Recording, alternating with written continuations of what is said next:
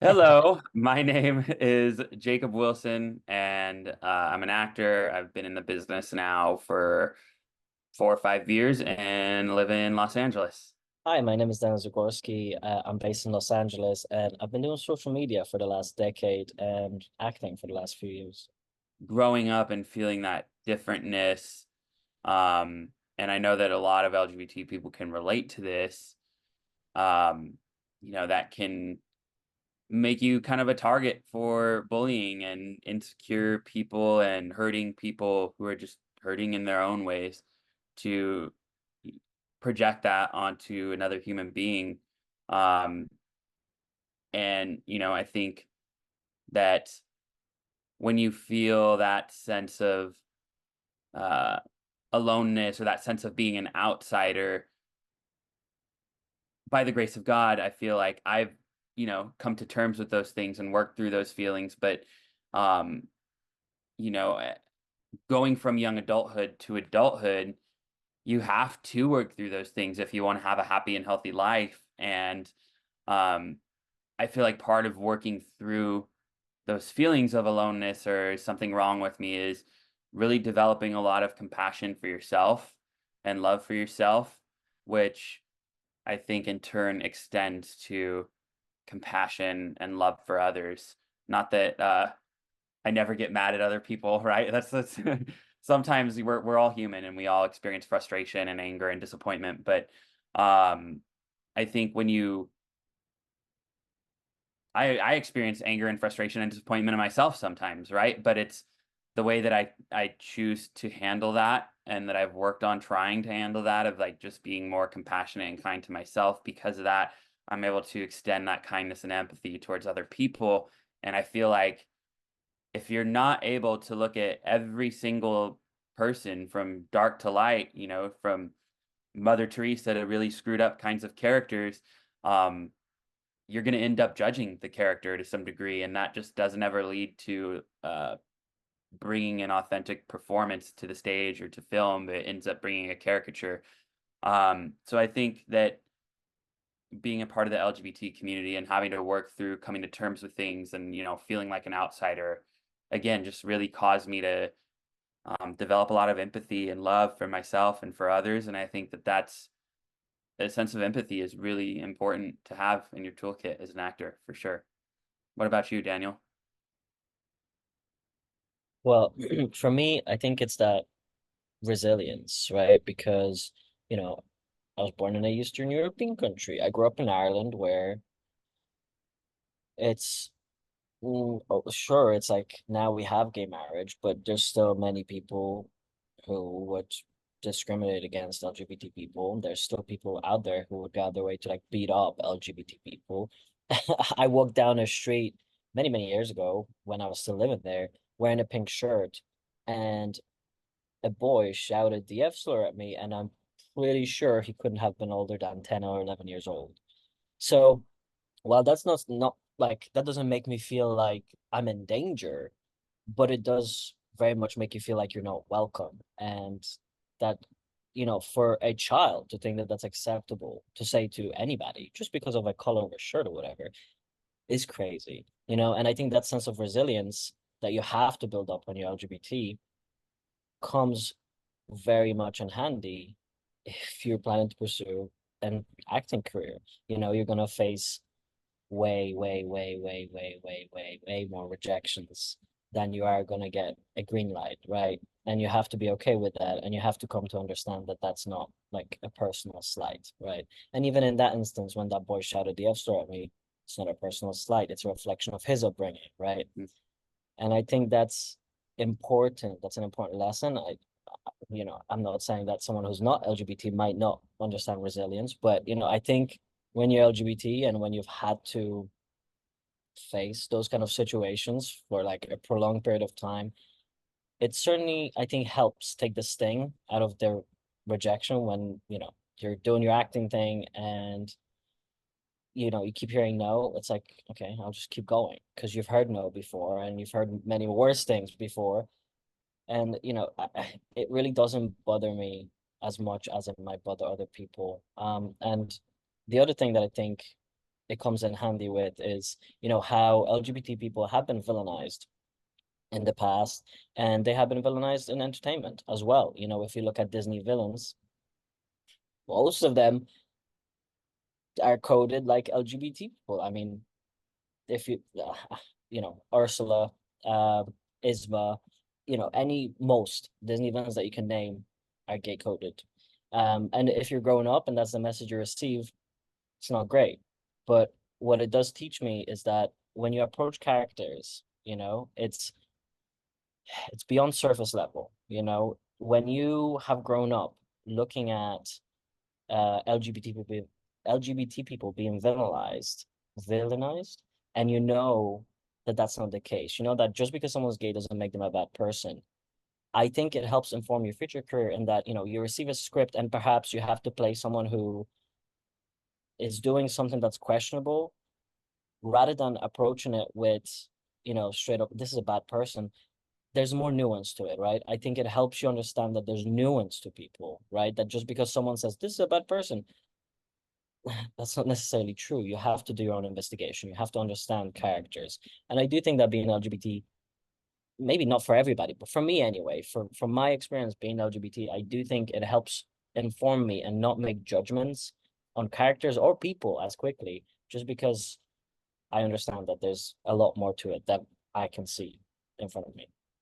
I think nowadays we're seeing a lot more inclusivity and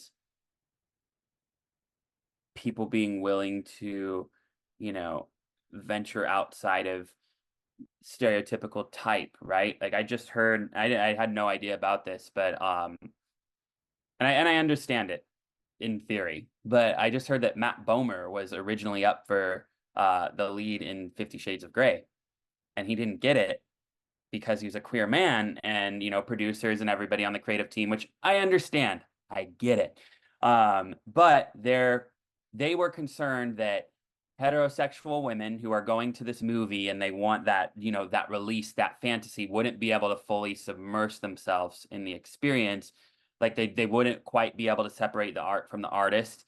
And so he ended up losing that, but I don't really see that as a loss. I see that as a gain because he's went on to do much more incredible work. And I look up to him so much. But I mean, talk about Jonathan Groff, right? I just read an interview with him that he did for Out magazine, and he was kind of talking about how when he first came out as queer, he was worried that he wouldn't be able to do leading man types of roles as an out gay man. And you know we've made so much progress in the last 20 years. I mean, look where his careers went.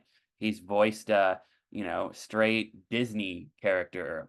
He has won a Tony for playing a straight leading man role in a musical. But I think we're seeing a lot more openness to inclusion and diversity, and I feel really blessed and grateful to people like Matt, people like Jonathan, people like Neil Patrick Harris, who really kind of opened those doors and paved the way for us, because I think that we're experiencing a different landscape of things. And yeah, you just always got to be grateful to the people who came before you for paving the way.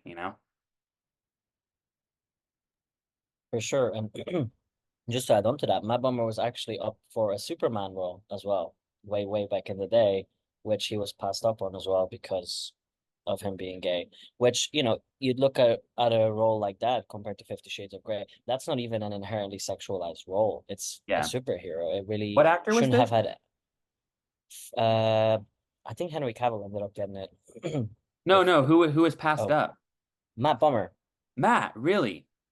He was up for a Superman role back in the day. It was Wow. further back than 50 Shades of Grey. But so, in terms of the question you're saying, how have I? I'm not sure I'm far enough in my career to have had like any significant impact in terms, and I'm also bisexual, which I feel is a little bit different. I feel like some people hear then they go, oh, he's straight or he's gay. What I mean? Like they'll lump me into one of the other camp, whichever one is like more convenient for them, and they just move on with their day.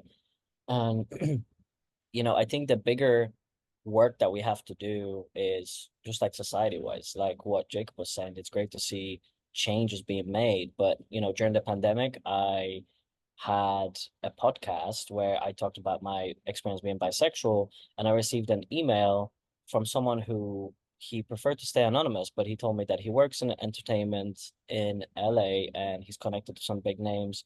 He didn't want to reveal what his identity was, but he said that it was the first time that he ever saw a man who, was maybe masculine, that kind of aligned more with how he presents himself and was also bisexual. And he spent so long invalidating himself that it was just such a relief to see someone else sit up there and sort of maybe act like him, move like him, speak like him, and also identify as bisexual and say that that's okay. And he also specified that he is not comfortable being open about his bisexuality, in his career and just in general because of what, the repercussions could be. And I think the problem with that is, you say that to people, and people without the experience of it might turn and be like, what repercussions? You're not going to face any repercussions. But the problem is that those repercussions, they're not like set in stone. It's not like he's going to come out and suddenly he's gonna get fired and he's gonna lose all these things. It doesn't happen like that. It's a bit more insidious. It's a bit more hidden. It's like the next job comes up and you're not called, you know? So I think in the entertainment sphere, it's easy for people to dismiss people's worries. But when you're the person who is affected by it, I'm sure there are countless actors who, I don't know their names at my head, but I'm sure there's many actors who came out and then saw their auditions go way down. There are people who might have worked on crew or directing or whatever, and they came out and suddenly the phone's not ringing anymore. And I want to change that. I don't want that to be frankly, I think that the LGBT community is what has been propping up a lot of the entertainment industry in LA and worldwide.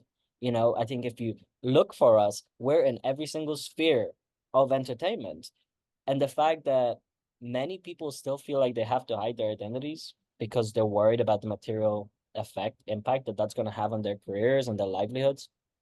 I think we need to move past that. It's 2024 and it's crazy that we still have to think about it. In 3 words, if I had to talk about my journey of self-acceptance in the LGBTQ plus community, it would be therapy, therapy, therapy. Right? Just I feel it's so important to be able to have someone to talk through our issues to, and in some cases, I think it should be a therapist, a qualified professional, but in some cases, maybe it just needs to be a trusted confidant or a friend. Just having someone that you can talk through things with, um, because I think that we talk to ourselves in a way that we would never talk to a good friend, right? And so I think it's important to have the types of people in your life that will speak love into you. And I think when a therapist comes in handy is that I feel a lot of times in my journey with therapy is that it's great to have a friend who you can talk through your issues to, but sometimes your friends will just tell you what you want to hear because they're being good friends, and that's what friends should be for somewhat. But you also, I feel like, need friends or professionals who can come at things with a more honest and neutral perspective and tell you what you need to hear, right? Rather than what you want to hear, or balance, just a healthy balance of both. And so, yeah, it's self-compassion, really just being kinder to myself. And again, I think that practicing self-compassion and self-love is hippy dippy as it sounds. Like it just makes you a more empathetic and loving and compassionate person, which um, you need in this field. You need in this field to portray other characters, and you need in this field because of, like you were talking about, Daniel, all of the rejection that we can face, especially as we're coming up. Um, and to know that it's not a reflection of you necessarily, it could be something as simple as the other person that they cast opposite aside you is shorter than you, right? And so they went with somebody a little bit shorter. The director mentally saw somebody who had a little bit of a different look, but they really liked your audition, and now they're going to call you in for other things because the quality of your work and what you brought, and just holding on to those things. But yeah, I think self-acceptance is really important, and You know, in the words of I don't know if this is exactly word perfect, but in the words of RuPaul, like if you can't love yourself, how the hell are you gonna love anybody else? Right. Sure. I mean, I would agree with all of that. Therapy is a huge resource, just like Jacob was saying. And, it's, in an ideal world, our first instance of building up our own self-esteem is the home, right? But unfortunately, for many, many, many reasons, many people grow up without having that perfect support, whether it's because their parents are absent or, they're too busy just taking care of the home and all the other kids and, providing for the family, or they just simply are not informed. They come from a background where this sort of thing was not discussed. They don't even know how to approach it. So, too many people finish childhood or like come out of their childhood and don't have a healthy self-esteem. And that's not just LGBT people. I think that's many, many people. And it's incredibly difficult to try and navigate that as an adult and try and learn, I guess, from the basics. How do you speak to yourself in a healthy way? How do you encourage yourself?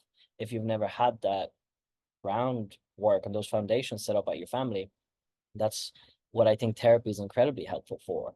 And friends, of course, 100% are an incredible resource. But, at the end of the day, I think therapy is great because you have someone who doesn't have a stake in the game, so to say, I guess. You can trust that, and hopefully you can trust your friends, but a therapist, your friend, you might come to your friend, they might have had a bad day, they might be feeling overwhelmed themselves, they don't want to tell you. So their advice or their viewpoint of something might not be entirely objective or as objective as you'd like it to be. Whereas a therapist, that's what they're there for. They're there for you to sit there with you no matter what you're going through, if it's a terrible time in your life or it's a good time in your life, and they're there to sit there with you and discuss it with you. And their only goal is to be there for you. So therapy, I honestly think absolutely everybody should be in therapy, no matter what they're doing, but especially actors. If you're an actor of any type, you should absolutely 1 billion% be in therapy. I'm doing Meisner classes right now. It's a 2-year course, but our very, very, very first class, our teacher was like, if you're not in therapy, if you can afford it, make sure you're in therapy while you're doing your classes. And that's honestly the only advice I can give. If you're able to access therapy, it is an invaluable resource. Even if you feel like you have it together, even if you feel like I'm good, it doesn't matter where you're at with your mental health. A therapist is like, there's always things that come up in our lives. And 3 months from now, you might look back and not realize that you were struggling with something just because when you're in the middle of it, you can't see things clearly. So therapy, therapy, therapy is, yeah, 100%. And self-compassion, like Jacob was saying, just be kind to yourself. And you have to realize at a certain point that the person you're looking at in the mirror is really the only person you can guarantee is going to be with you till the very, very, very end. So if you want to spend the rest of your life talking bad to them, it's not gonna be it's not gonna be fun. It's a lot easier if you're on your own side and you know that you're batting for yourself and you're gonna do everything in your power to look after yourself. So, this might sound silly, but I watch Mel Robbins, who is incredible, and one of her tips is to start high-fiving yourself in the mirror. Seems silly, sounds silly, feels silly when you first do it, but it feels encouraging. And I think that's the sort of self-compassion that, everyone kind of should be practicing. Say, you know what else is a game changer, Daniel? And I'm sure that you've probably done it just based off what you just shared, is just the simple thing of looking at yourself in the mirror and speaking words of love and affirmation to yourself. Like it's it sounds so silly, but like how beautiful you are, like how much you love yourself. Just it sounds so crazy, but just looking at myself in the eyes and like saying kind and loving things. I literally did it the other day. I hadn't done it in a while, and I was like, whoa, like I forgot how powerful this is, and how much emotion it can bring up. And I think, the high-fiving yourself in the mirror, speaking words of affirmation and love to yourself in the mirror and looking at yourself in the eye, like not breaking that eye contact, I think is really, really powerful. But yeah, Oh, just yeah. think of that. No, that's really important. And actually, now that you say that, I think there's so many people who find it really difficult just to look themselves in the eye in the mirror. Yeah. So even having a practice of that, where you just look at yourself because I think it's easy to be removed in today's world, right? Where you kind of detach and disconnect and you just go through the motions day in, day out. But, when you're faced with yourself and you can see that maybe you haven't been sleeping, or you can see that you look sad, and you find it silly to even say anything nice to yourself, I think that's a good measure to know that maybe you gotta give yourself a break a little bit. Yeah. Thank you. First off, you're not alone. I know that's not advice necessarily, but it's truth, and you need to know that. Second off, we have so many types of resources now that I feel we didn't really have when I was in high school and when I was growing up and coming to terms with, being gay. Whether that's, the Trevor Project, which is a national free hotline for LGBT youth who are struggling with depression or, um, mental health issues.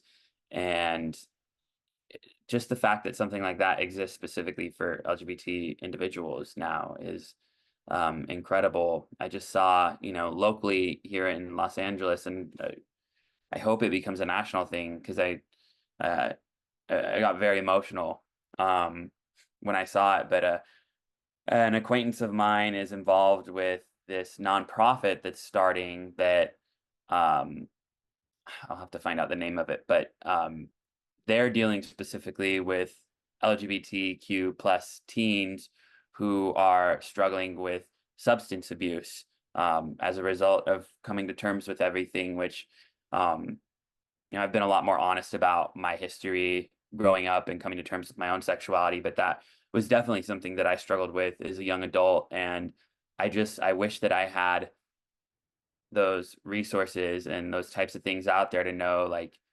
wow, my situation's gotten a little bit out of control and it sucks, but it is what it is. It's okay because there's other people that have been through this and they're on the other side of it. So if they can be on the other side and they've experienced the same thing, then I can be too. I think that the number one killer of human beings, physically or spiritually, is shame. And I think that shame thrives in the darkness. Shame thrives in uh, repression rather than expression, and not being open and talking about things. Because when you bring things to the light, when you talk about them openly, it helps other people feel validated and far from alone in their own experiences. And I think that that's really important. So yeah, take advantage of the resources that are available to you, and um, know that you're not alone. Find your closest LGBT center if you're lucky enough to have one near you.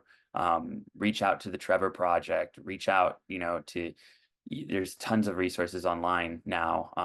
And I just I feel really grateful for young adults who are coming to terms with their own identity now that they have these tools, because um, they weren't always there. And yeah, just know that you're not alone and that you're loved and you're valued and that people care. And as as much as it feels like you're alone right now, like, I promise you, there's people who have been through almost the same exact thing that you're going through and they've made it out on the other side.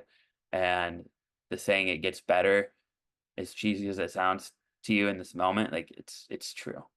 I mean, I would echo that because I think, you're not alone while it's not advice. And when you're on the other end receiving that, might kind of sound whatever. It really is, one of the most powerful things. Like, because you were saying shame thrives in the darkness. It also thrives when you're by yourself in your own head, sometimes maybe even surrounded by an environment or community that doesn't accept you, right? But I think we live in a time now where it's easier than ever to reach out and find examples of, even if you are not in Los Angeles, which I know, many people who are in different places do not have this level of acceptance, don't have this level of resources. But, thankfully we've got the internet now. So even if you know, when I was much younger, I lived in a small village where there wasn't really many resources, but went on the internet, I found that a few cities over there was an LGBT group, and I took a bus there and, met up with different people. So, you know, find your tribe is a big thing. Don't I think it's really easy, especially if you live in a community where you feel like you have to hide who you are, to just stay self-contained. And that's where a lot of bad self-talk is born, because you're echoing what you've been told by others and the people around you. That's why you need to get out of that comfort zone. Go find people who are like you, who accept you. And, if you can't find that locally, internet is a great resource.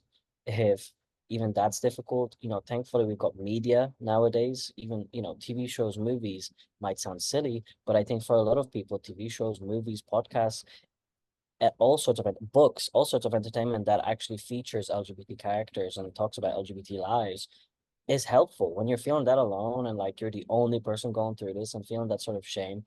Just seeing other LGBT people live lives, as simple as that is, can be incredibly helpful. So don't stay in that like echo chamber. Um, and the other thing is, huge advice, cultivate your other interests. Like, you being LGBT is far from being the only thing about you. It's a small, tiny percentage of who you are. If you're into music, go cultivate that. If you're into books, go cultivate that. If you're a writer, write. Do other stuff that makes you love yourself. Do the things that make you feel passionate, because when you cultivate who you are as a person and all of your other interests, you also grow in self-love, self-compassion. You get to see all the wonderful parts about you that make you who you are, that has nothing to do with who you love. So, eventually when it comes to facing that, hopefully it's a little easier because you see yourself more as a full person with all of these wonderful things and probably some flaws. We all have flaws, but just be a full person. Don't laser focus on that one thing. I just want to piggyback off something that I guess it would be over here. Yeah. I want to piggyback off something that, there we go, Daniel shared. Um, I agree. Representation is really, really important in TV and media. And I think, shows like Heartstopper and, just having that type of Nimona, an amazing animated film that is very much subtly about queerness and transness. Um, I think just having those types of stories out there for, people to watch. And I think, my purpose as an artist is to help people feel less alone, whether that's in their pain, in their story, in their struggle, and to make the world a more kind and inclusive place. And so I see stuff like Heartstopper, and it makes my heart very happy. It makes my heart keep beating because it gives me hope for the future. And again, like these types of shows weren't around, Daniel, right? Like 10 years ago, and they're very important. This is a question that I have very mixed feelings about. I think, I love plays and bodies of work, like Snake Bit and The Boys in the Band and The Normal Heart and Twilight of the Golds that tell queer stories. And I think it can be incredibly empowering for a queer actor to step into those kinds of roles and be able to share their truth and their experience, um, with actually dealing with those things to an audience. It can be healing for the actor themselves. And, I think that it can generate a lot of compassion and empathy for an audience member to see that type of role from someone who has been through similar experiences that can bring themselves to it. And, I think that's ultimately what sparks conversation and creates empathy for other people, even if they think, believe, or operate differently than we do. However, like if if I were to go audition for Twilight of the Golds and the lead character is a gay man, and somebody who was straight came and knocked my audition out of the fucking park, then they should absolutely get the part because they're getting paid to put on a show. Just like I would if I came in as a queer man and I knocked the audition out of the park for a straight role, I think I should get that fucking role, right? Like it should come down to skill, and whoever really brings themselves fully to the role, whoever owns it and whoever does the best job with it. Um, I think that when we lean more towards the types and the stereotypes of like, that I was talking about of like Matt Bomer experience and we were talking about, and just kind of getting pigeonholed. I see that side of things. And I also see the other side of, well, like this is a career and this is your job. So do the fucking job, right? And whoever does the best job is going to get it. However, I think that unfortunately it doesn't always end up that way, but it should end up that way. Um, yeah. What do you think, Daniel? I agree with what Jacob was saying. I think it should, in an ideal world, it should pretty much just come down to skill level. Who is able to portray this character more truthfully in an entertaining way that is going to fulfill the vision of the director or whoever else is putting on the show or movie or whatever. I think we're still not at a point where LGBT people have been given equal opportunities. So, I think in an ideally, of course, those kind of narratives should hopefully could seek to have people who could portray those things accurately. But here's the thing, like I think my opinion is a little bit split because I think it's different, right? I think if a character is bi or gay, I think that's different, right? Because I think what is required to portray those roles isn't anything special. I don't think there's much special knowledge in there. I think there's like LGBT gay bi people don't have monopoly on what it feels like to be rejected. For example, there's plenty of other people who are not LGBT who have faced rejection, who know how to connect to that feeling, who would know how to accurately portray those roles and do it in a very truthful, authentic, and powerful way. So if they perform better than an LGBT actor who's auditioning for the same role, I think they should absolutely get it over that actor. That being said, I think there's a more nuance when it comes to, for example, trans roles. I think in media you see, for example, if there's a trans woman character, oftentimes they'll go and cast a man, which doesn't, to me, doesn't really make much sense. It's a trans woman, so why would you cast a man and go through the trouble of putting them in makeup and making them look more feminine? You could just either hire a trans woman or B, a woman. You know what I mean? So I think my opinion is a little bit different when it comes to like trans roles, just because I think that would require a lot more education on the part of the actor who's trying to step into that role. I think that's a little bit of different. But I mean, ultimately, I think it should still come down to the best actor. And as long as the script is, you know, written well and not in a discriminatory or way, I don't know. I think it's a nuanced conversation. In an ideal world, the best actor should get the role. Currently, I don't think we're still on an even playing field. So I Yeah. do welcome it when I see certain casting calls for LGBT roles saying that LGBT people are encouraged to apply. Yeah, hopefully we can just go towards that ideal world in the end. But Yeah. Yeah. Shout out to the people who made I Saw the TV Glow, and the people who made the casting team and the whole team behind Baby Reindeer for beautiful trans representation in both of those stories. Like, holy crap. And I love in Baby Reindeer how, God, I don't know the trans actress's name, but how, and the fact that it was based off of a true story, but I loved in that series how the two quote unquote more normal by society, heterosexual, cisgendered characters are the ones who are all over the fucking place mentally. And I think this is such an important part to the story. The trans woman in that story is what holds it all to get holds the sanity together. And I think that that story in particular was so important to be told. Like I literally have chills all over my body right now. But I think that there's a big stigma around just how there used to be with gay individuals that being trans is a mental illness, right? Like how people used to think being gay is a mental illness. And so I I love Richard Gadd, I think is the creator and the lead actor's name. I love how he and that team molded that story and that screenplay in a way that normalized transness and you know, I just think that it's important, you know. Anytime that we throughout history, anytime that we start to see a group of human beings as an other, we're in fucking trouble.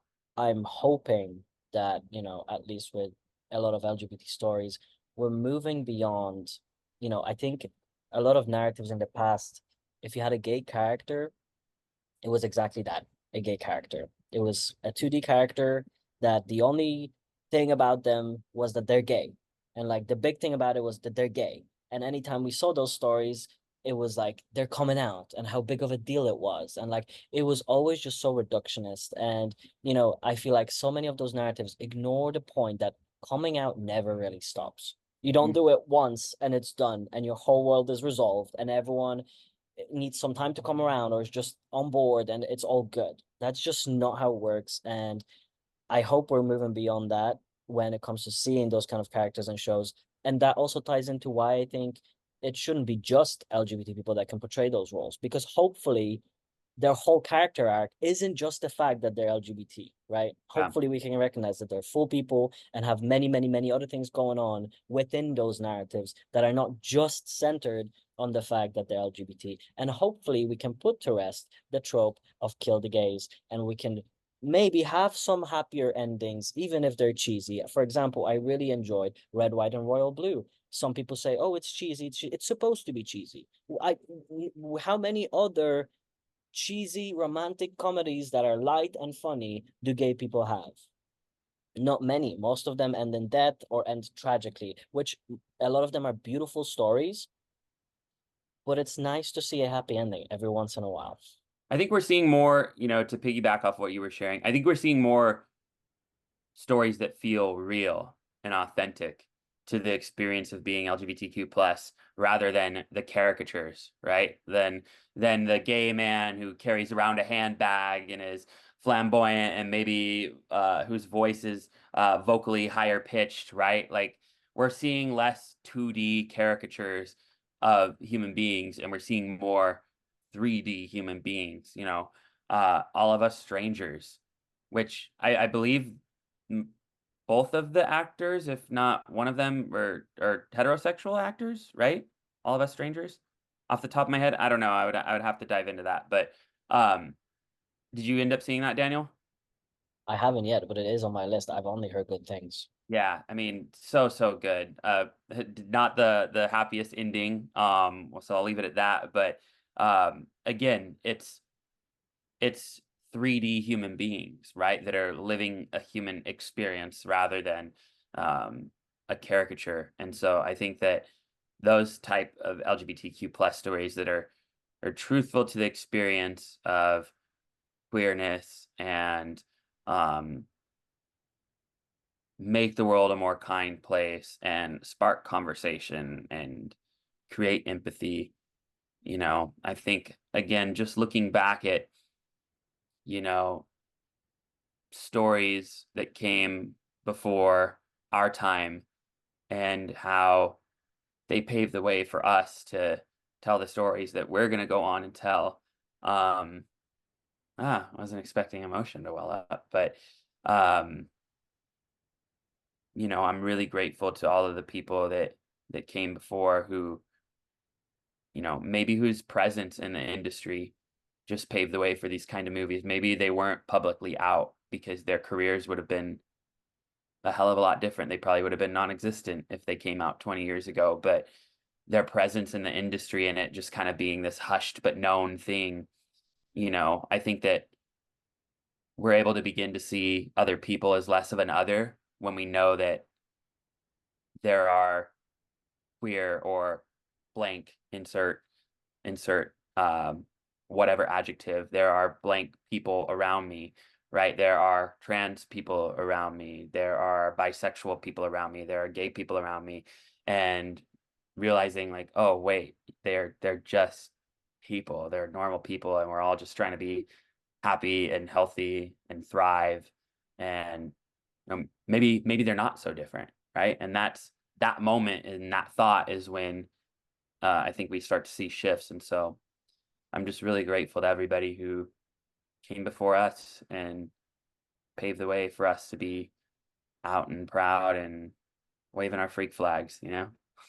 Here's the thing, there's stories that even felt like that now feel like 2D characters, just like Jacob was saying, in many ways could have been the trailblazers of their time. You know, they pushed the needle, they moved us to a place where we now can demand those better stories, those 3D characters, those more accurate, happier portrayals of LGBT people. And, you know, I think that also follows with society's acceptance of LGBT people. You've got same-sex marriage legal in the United States. Ireland, by public vote in 2014, also voted for same-sex marriage. So there's a lot more public acceptance. And, you know, I don't think it's the legislative body. I don't think it's the government that leads that progress. I really do think it starts with people, communities, and the entertainment that we see. You know, you had Will and Grace on TV back in the day, and I think it will be incredibly difficult to try and quantify just how much impact shows like Will and Grace and, Ellen had on people to change those attitudes, to be like, those people are not different. They're quite literally just like you and me. There's no difference there. We all feel rejected. We all feel terrible. We all feel great. We all feel ecstatic sometimes. So incredibly grateful for all of those. And in terms of what impact I would like to have, is I'd just like to continue that legacy and contribute in a positive way to hopefully bring some authentic portrayals of LGBT and non-LGBT characters to screen that others can look to and feel connected to, and just make them feel less alone, whether they are or aren't LGBT. Yeah, I love that, Daniel. Um, and that you shared, tell LGBT stories and non-LGBT stories, because, looking out at what I would love my future body of work to be like, I would love to do a story like, The Normal Heart or Boys in the Band, and, something that's very authentic to the queer experience. And I would also love to do like an action comedy, right? That would maybe, stereotypically up until now go to a straight leading man, um, and, play like a straight character in this action comedy film. Um, you know, as of right now, that's like, well, could that really be done? But then, you know, I like I shared about reading Jonathan Groff's interview like 20 years ago, he was asking himself the same question. And I think that um, we're going to see lots of change, and governments and institutions can try to suppress people and suppress queerness, but queerness will always find a way. And like it's not going away. It's been around for hundreds of thousands of years, and I think we just all need to learn to coexist and be kinder. And I hope that my work can help us do that, help people, see themselves, or to realize like, oh, those types of people, they aren't that different. They're human. And, for the next little me that's coming up, and wants to do this crazy thing of acting, to be able to look at my career in a way that I look up to, people like Matt and Jim Parsons and Billy Porter and all of these queer trailblazers. And I hope that I can be that for somebody.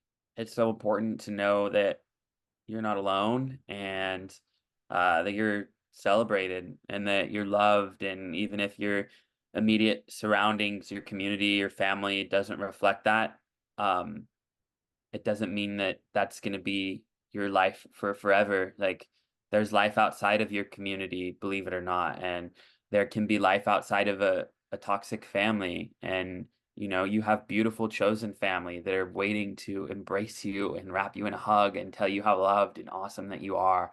And just know that it gets better. I used to always hear that phrase growing up, it gets better, it gets better. And it sounded so cliche at the time, but if I could go back and um, tell myself at 16, 17, 18, 19 that it does get better, and that you're going to go on over the long term to do incredible things that maybe some people who haven't been so kind to you couldn't even imagine or will ever, and not in a vindictive way, but will ever come close to like doing those things. Like, don't focus on this, like expand and try to see the big picture and know that you're okay, you're going to be okay, that you're loved, and that it does get better, and you have the capability and power in you to do amazing, amazing things. Life is too full for anyone to waste their time feeling alienated and alone.